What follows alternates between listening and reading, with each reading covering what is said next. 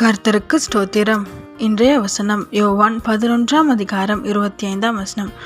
நானே உயிர்த்தெழுதலும் ஜீவனுமாயிருக்கிறேன். என்னை விசுவாசிக்கிறவன் மரித்தாலும் பிழைப்பான். யோவான் 11:25. நானே உயிர்த்தெழுதலும் ஜீவனுமாயிருக்கிறேன்.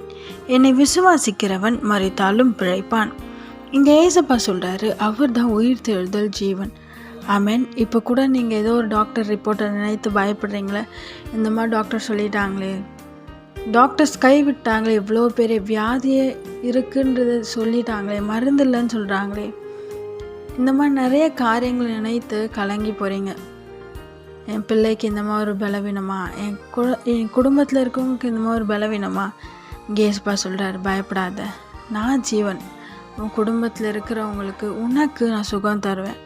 மறைத்தாலும் பிழைப்பான். ஆனால் அவங்க என்ன பண்ணணும் தெரியுமா? விசுவாசிக்கணும்.